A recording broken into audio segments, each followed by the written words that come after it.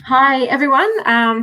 We're here today for our Wednesday morning virtual recovery session, and we have a special guest with us here today.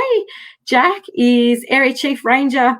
I've put for Bunyip State Park, but I think it's actually a bit broader than that. Is that right, Jack? Are you Area Chief Ranger for? Yeah, so Bronwyn, the area I manage is actually from Lang Lang through to Yellingbo Nature Conservation Reserve, and so there's a number of parks and reserves through that area. Some of it's Crown Land Reserve along rivers and streams, or bushland reserves. Other areas are like Yellingbo Nature Conservation Reserve, where we have the helmeted honeyeater and the lowland leadbeater opossum. And then there's Bunyip State Park and Kirthkiln Regional Park, which are probably two of our busiest park areas in this part of the world. Yeah, certainly. We recently had the hike there that you're aware of, and it was incredibly busy, and it's so exciting to go into that area and see cyclists, bike riders, mountain bike riders, walkers, horse riders, just your campers, families. It was incredible, really nice environment there for our hike that day with beautiful weather. So Jack, we're just going to talk, and sorry, Daryl's also with us. I don't know, Daryl, have you met Jack? I think you're having a meeting. Hi, Jack. Obviously, Good morning, Daryl. How are you? I'm good. He's also a recovery officer with Cardinia Shire. So we're just going to chat today briefly, I guess, around the work that's been undertaken in Bunyip State Park. And I might ask the first question is, how much of the park was impacted? You know, roughly how much of the park was impacted by the Bunyip Complex fires? Sure. Bronwyn, it's really hard to believe that it actually happened 2 years ago, and it was on the tail end of a very dry 2018. I think we only had 75% of our annual rainfall for 2018. And then we had the driest January, February, March on record going back to the 1850s.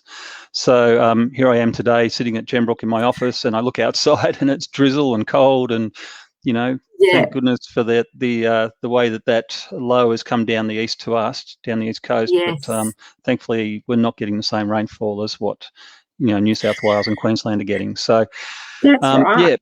2 years ago, the fires started on Friday, the 1st of March, and by the Saturday morning, the fires were already moving out of Bunyip State Park and into the private land down to the south around Tonnumbuck. And within about 3 or 4 days, the fire had probably reached its main extent, which is nearly 16,000 hectares in size, and about 9,300 hectares, or about 65% of the park, was actually burnt. Bunyip State Park's around about 16,600 hectares, so it's quite a sizable portion of the park.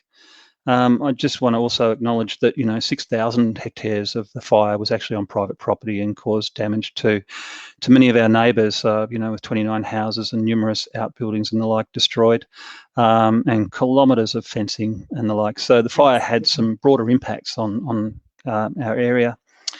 As to what this fire actually did, it burnt in a rather weird way. With a lot of it was terrain driven, or it wasn't particularly windy at different times, but certainly in the first 2 or 3 days of the fire, it would be burning from north to south, and then the next shift it would be burning from south to north, and so it was shifting around the landscape, and pretty much everything that the fire came into contact with burned at a relatively high intensity, sometimes at severe intensities, and other times at night it would sort of still be wandering around the landscape, but the intensity would drop off. A lot of our lowland forests, this is silvertop ash country, burnt with rather high intensities. That was, during peak of day that the fire was burning through these areas. And in some areas, particularly around the Tout Road or the eastern side of the park, those areas had been burnt just for the 3rd time in 15 years. So, bushfires frequently burning through that area. The 2009 fires was of a similar size to, the amount of park impacted, around about that 9,000 hectares or so.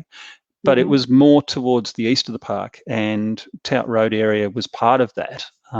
This time, where the fire started, just below Four Brothers Rocks, it actually burnt through a large area of park that hadn't seen fire for some time, apart from planned burning, and it did have some impacts there. It was also interesting to see, because the conditions have been so dry, just how much of our riparian vegetation and damp forest and wet forest was actually impacted by the fire as well. And I can only put that down to the dryness at the time and the fact that, we had multiple lightning strikes that all joined up to become the Bunyip fires. Sorry. Yes, that's okay. And so of that land now, I think it'd be at least 2/3 of that land is now back open. That's right, isn't it? About 2/3 of the park that was affected is now back open, with it just a section remaining that's still closed at this stage. Is that right? Yeah, that's right, Bronwyn. It's been a staged approach to reopening. It depended a lot on funding, insurance works and things like that. And so, it wasn't until November 2019 that we were able to open the area in the southwest of the park around Cannibal Creek and Mortimer's Picnic Ground. That was largely because of the work that staff and volunteers were doing at that time, and so we were able to get a number of walking tracks reopened, get the visitor sites reopened, and provide that access for people.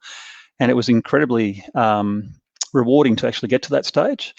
Obviously, we then went into COVID lockdown or COVID restrictions from about March last year, which meant that we couldn't tap into our volunteer resource at all during that period of time. And we also had the issue that we couldn't bring staff from other work areas to help us. So it came down to a very few number of people locally to keep the work happening. And so we had a very staged approach, and we had stage 2 opened, which sort of increased the area around Mortimer's and the like, which we reopened, I think about 8 months or so ago. And then we had a big push on to try and get more of the park area open for Australia Day weekend this year. And thankfully, we were able to reopen pretty much 2/3 of the fire-affected area. The areas that are currently closed are down in the southeast of the park, so around the Weatherhead Range. The Buttongrass Walking Trail is still closed at this time. But the insurance works are being undertaken as we speak. So we've still got a little bit of track work to do in there once the boardwalk's been replaced, and we still don't have any information panels or anything like that to go in there at this stage, but that's still part of the planning. So we are hoping to get the Buttongrass Trail open probably in the next month or so. Great. It'll certainly be a nice walk, but there just won't be any of the information that we've had previously out there. We've also got Nash Creek Camping Ground still closed. And that's right. The reason for that is that we've got Great Outdoors funding coming. The works were meant to have been completed by now, but COVID really has impacted on the delivery of that program out there. And so we've still got the camping ground closed while we're waiting for those works to occur. We're hopeful that that camping ground will be open in June, but that also coincides with the time when we'd be closing all of the four-wheel drive and trail bike network to the north of the Black Snake Creek and the Bunyip River Road area. So we may get the camping ground open, but a lot of those tracks and trails that are north of the Black Snake will actually be locked down for the seasonal closure, which happens each year. Sorry, Jack, can I ask, are they closed for walkers as well, or are they are they closed full stop, or are they closed only to vehicles? They're closed to recreational vehicles, so they're closed to four-wheel drives and trail bikes. So walkers could still utilise that network. It's just that the motorised vehicles wouldn't be able to. The other area I must mention is Tout Road itself. Tout Road is in that Silvertop ash forest. It's had 3 fires go through there at very high intensity since about 2004, as I was saying earlier. And the tree risk through a significant portion of Tout Road is still extremely high. And we're still trying to develop a bit of a plan around that to see how we can manage that tree risk through there. Once the fire has passed through an area, we do a lot of tree risk assessments. The first time we go through there is really to assess the potential risk to firefighters travelling through those areas. And so we do our preliminary tree risk assessment for firefighter safety. And then prior to opening up an area, we will do a follow-up assessment to ensure that we've dealt with not just the clear and present danger trees during the firefight, but looking at the trees that have now been impacted and 2 years on, we've still got that track closed. Before we reopen that, we'll have to do a full assessment of the trees through there that may impact on that road surface, which of course may impact on users. So we haven't done that formal assessment yet because we just know that we've got a similar issue to what we have got in other areas that have been affected by fire within the state, and that is that we were hoping for a really good response from those trees, that they would recover post-fire, and unfortunately we're not seeing that recovery, and so we're seeing a lot of crown death, we're seeing a lot of tree death, and we're starting to see trees and parts of trees falling onto the road surface. So Tout Road will remain closed until we've done that formal assessment and then can get some funding to deal with the risk that we're seeing there, which is in regards to those hazardous trees. Yeah, it's a big issue, obviously, for public land as well as private land, tree management after a fire. Yeah. I just wondered, Jack, did you discover, I guess in the last update that you've got online, there was talk about a rare orchid that you're hoping to better understand. And so was there some surveys done after the fire, and, what was discovered, I guess, because fire does, I guess, open up the landscape and change it quite dramatically. So were there things that were discovered about the park that, that came after the fires? Oh, most definitely. I mean, what a great opportunity in some respects. With great harm that the fires cause is also a great opportunity for plant and animal species to respond in different ways as well. And some of that's positive and some of that's negative. The orchids in particular, the green-striped greenhood orchid only occurs in a small number of sites across Victoria, and it definitely has its stronghold within Bunyip State Park. And after the fires, it was around about July, August 2 years ago that we actually went out with the Australian Native Orchid Society, the Australasian Native Orchid Society, to try and find the populations of the green-striped greenhood within Bunyip State Park. There were some sites where the plants had been recorded, obviously, and there'd been some translocation sites in previous years. So it was very heartening to go out in that June-July period 2 years ago and actually find that there were plants where we expected them to be. There were also orchids found in sites where we didn't expect them to be. Yeah. And unfortunately, there were a few sites where we just couldn't find any signs at all of where the orchids had been previously. So that may just be that because of tree fall or something like that, that we couldn't see those orchids. We've since been back out 12 months later. So late last year, earlier this year, we've been out again to look for those orchids, and the population's doing quite well. There has been some pressure by browsing through wallabies and insects and also deer. And unfortunately, trail bikes have created a large network of illegal trails in the fire-affected area of the park. And so some of the orchid sites have been threatened by the trail bike activity. So we're doing some work around that. We got some funding through a DELP program, Department of Environment, Land, Water and Planning program, called a Native Veg Improvements. And so we're actually doing some work to put cages over some of those little colonies of the orchid so that we can provide ongoing protection for them. And we're also doing some work around compliance around the illegal trail bike use in the park, and also trying to close off some of those trails. There's other great opportunities too. Like, we were very concerned about the greater glider population around the Weatherhead range. We knew that we had greater gliders in that area, and the fire did burn through that area on the first Saturday and into the Saturday evening in that area, and we were very concerned that we might have lost that population of greater gliders. Staff, we went out in our own time in June of 2019 after hours and into the dark, and we were really pleased to find that some of those animals had survived the fire. In fact, I think we found up to about a dozen animals in that Weatherhead range in some of those gullies that faced the south. We also did some further surveys in other areas of the park as well that were affected by fires around Burgess Road near Four Brothers Rocks, and also on the Bunyip River Road, Black Snake Creek Road, and found other colonies of greater gliders there as well. So really positive to find that these animals that are so reliant on hollow-bearing trees actually managed to survive the fires. And we've been back just in the last 3 months to some of those sites and found that the animals have persisted. So they're still alive, they're still out there, and they're actually breeding. So it's really positive news. Yeah, because I think it's one of the I guess one of the horror stories coming out of the East Gippsland and New South Wales fires was just the toll it took on animals, native animals in the area. And so we just say that the Bunyip Complex fires didn't quite have that impact on native animals in the area. Then, while it still has an impact, it's always going to have an impact. We've been quite fortunate in some of those colonies have managed to survive and then flourish afterwards. Would that be accurate? Or look, I think it's what we know. I'm only giving you two examples of a plant and an animal that we actually are, telling a good news story about, that they actually have persisted.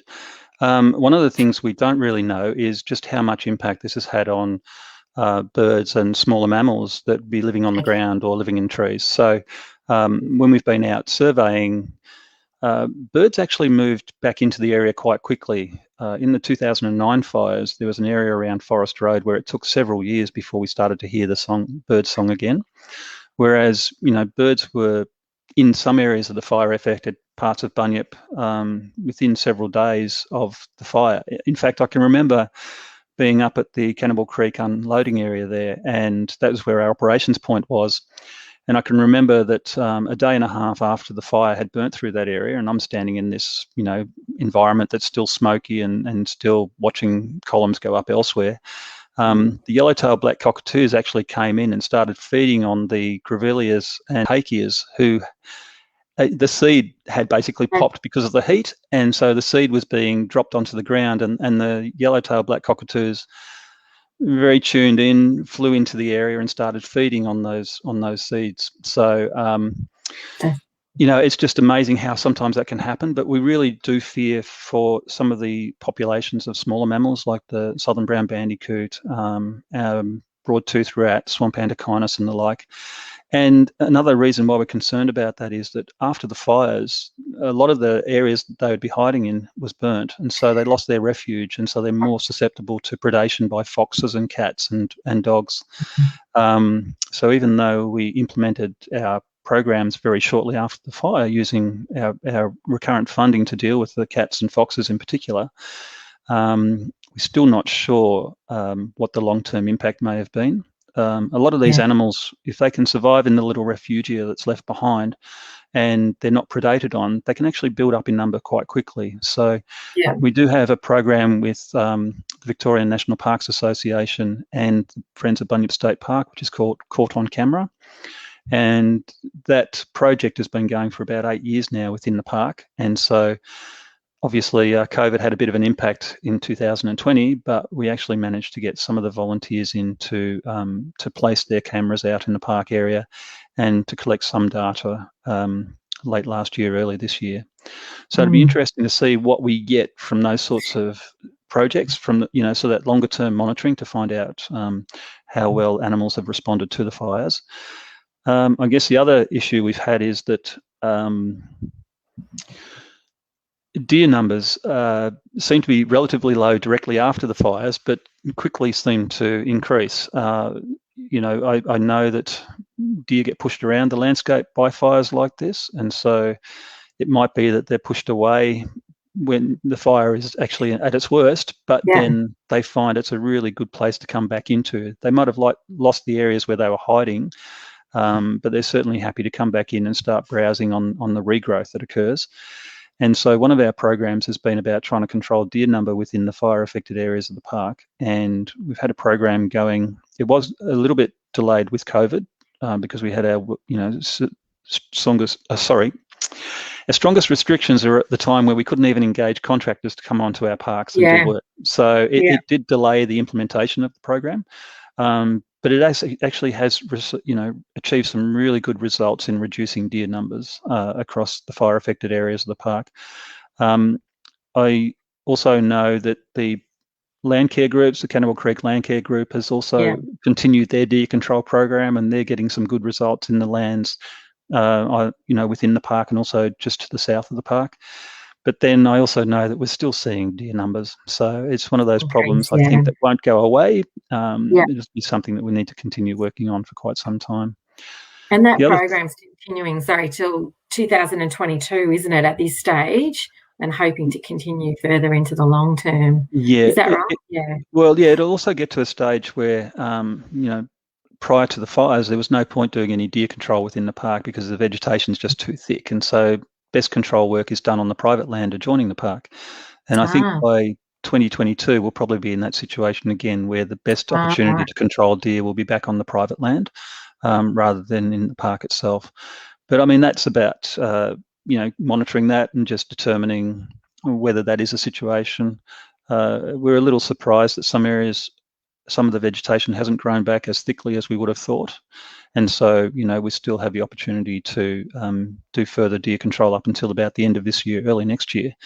And in fact, we've expanded the control area to go more broadly within the fire affected area of the park, because at the initial funding stage, we had to indicate priority areas for treatment. And so that was focused on the Diamond Creek reference area and some of our precious streams, Diamond Creek and Cannibal Creek and the like. And so we've actually been able to expand the program a bit wider than that now, given that we still have that opportunity. The other thing I wanted to briefly talk about was wild dogs. We've been surprised by the amount of wild dogs that came in directly after the fires. I guess we always knew that there were wild dogs around Bunyip State Park and around, Yarra State Forest and Labattu State Forest, and it was impacting on some landowners to the east and south of the park. But that seemed to increase after the fires, and I believe there's an association between dogs and deer as well, that dogs will be following deer around the landscape, as well as, the damage that they do on particularly farms and the like. So we've got a program in place. DELP have continued their wild dog program through the park area, and we've also, with our fox and cat baiting, we're also trapping for wild dogs as well. So if we do encounter any wild dogs, they will be destroyed within the park. So it's just one of those things, there's always that pressure post-fire, and sometimes you can expect where it's going to come from. As in foxes and cats seem pretty obvious, but, we really didn't expect to see the sort of dog numbers that we have. Yeah. And I guess it's, onus on dog owners around the area also to make sure that they are taking care of keeping their own animals within their boundaries as well, especially when there's programs like this taking place and this is an increasing problem. So, yeah, most definitely, yeah. Just going to have a look at the questions. I think I did want to. Before I leave. Is anyone out there listening? Fire us in a question on the comments. Yeah, fire us in a question. Yeah, please do. Can I just talk about one thing that we've certainly noticed since people have been back in our parks, and that is just how popular the walking tracks are, and how camping at Mortimer's picnic and camping area has really been unbelievable. Nash Creek is currently closed, but it's only a small site anyway, and Mortimer's isn't a very large site either. I think there's only, a camping area which on the weekend had about 55 people in it, so it was pretty chockers. But there's so many people doing the walk up to Four Brothers Rocks as well. So, it's just really pleasing to see how many people are back out and about in our park. I'd like to encourage people to camp at Kurth Kiln if they could, so that it would take a bit of pressure off Mortimer's picnic ground and camping area. But certainly it's horse riding and bushwalking, and even for our four-wheel drive recreationalists, the four-wheel drives and the trail bikes are enjoying the northern area of the park as they should be. So it's been really pleasing to see just how popular parks have become. They were already popular, but the fires kept people out for a while, and then with COVID, it was a very quiet area to be in sometimes. Actually, really, really peaceful to be travelling around the park and not see anyone. But also great to see just how popular our parks are. Now that we're able to get more, out and about in our communities. So, it's been quite an interesting 12 to 18 months, I can assure you. I guess with that comes a responsibility, though. We've just heard about how complex caring for the park is, not just, managing what's there, managing what shouldn't be there, and a whole range of other things to protect the native flora and fauna in the park. And so people have, need to be respectful of that, and it's disappointing to hear, off-road motorbike tracks being created where they shouldn't, because there's plenty of opportunity to enjoy the park. There's plenty of opportunity to do that all over the state. You know, in terms of motorbike riding, we need to make sure that we're allowing this state park to recover, and stick to the paths that are there would be great, because it's so fragile by the sounds of it, and you're fighting on all fronts with foxes and dogs and cats and deer, and we don't need people to be contributing to that as well, that's for sure. So I did want to finish off with how can people in the area contribute to either park recovery. So it's really interesting to hear that you rely a lot on volunteers for some of the works that are undertaken, but also, I guess, as neighbours of the park, and obviously the fire has had a significant impact on neighbours, how they can contribute and be part of the conversation around management of the park, because it's they live next door. So those two things. How can they contribute in different ways to the park management, I guess? Yeah, look, I think there are a number of ways. Certainly, there are already a number of well-established groups: Four-Wheel Drive Victoria, Bushwalking Victoria, Friends of Bunyip State Park, Friends of Kirkgillen Regional Park. They all become opportunities for people to hook into a group that's already established, who's already working with us, and then get involved in practical on-ground activities. And we also have the Forest Equine group. So there's a little group we started up about 2 or 3 years ago, which it's been terrific in the sense that there's people with specific interests and specific information to contribute as well. And so the Forest Equine group has been working with ranger staff to upgrade our cavalettis and trails for horse riding. Great. Four-Wheel Drive Victoria, there's a group, Just for Mates, based out of Kooyurup, which has been working with the park area for a long time, and they assist with things like removal of rubbish. They helped a lot in removing all of the fences and other infrastructure that had been destroyed by the fires. So there, it's sometimes I think it's just about connecting into those existing groups and then assisting through that. As I said, we had 12 months where we couldn't have volunteers involved in the activities, but now, we've been working with our groups again to develop a bit of a program for this year, and hopefully we get the opportunity to implement some of those activity days out in our parks involving volunteers. The other thing is that I know, Bronwyn, you've been organising some terrific events out in the park where people can participate in a guided walk through the fire-affected areas, and I believe I'll let you talk about that, but I believe you've got one lined up for May, which might be an opportunity for people to come out and see. The park areas that are open, certainly people can go and explore those, and I think one of the things we really appreciate is getting feedback from people about what they're seeing when they're out there. So that can be done by contacting Parks Victoria through its website or by calling 131963. It could be just reporting some interesting sighting. It could be about reporting an incident that people are observing, which is illegal. And I'd recommend, if anyone thinks that what they're seeing is an illegal activity, that they call 000 straight away, and just advise police of that. If it's something they think is of interest, or it might be, they're not sure whether it's an emergency that should be responded to straight away, well, I'd suggest then calling 131963. I think there are other ways too that, we're always looking for people to assist with projects around the place, and so occasionally we have our own activities. So, keeping aware of what's on Parks Victoria's website is also another great way to stay in touch and just keep informed about what's happening out at Bunyip. Yeah, fabulous. That's great. All right. Daryl, did you have anything you wanted to ask specifically, or? No, I did, but there won't be time. I was going to ask if there's a young person or an older person out there that wants to be a ranger. I mean, what do they do? I guess you go to university and study things first. But is there a 2-minute answer? A 2-minute answer? I mean, I'll do my best. So, look, I think whether you're young or old, I think if you have the interest, then you can get associated with groups that are in the park environment. My own story was involvement in volunteer groups while I was in the Boy Scouts.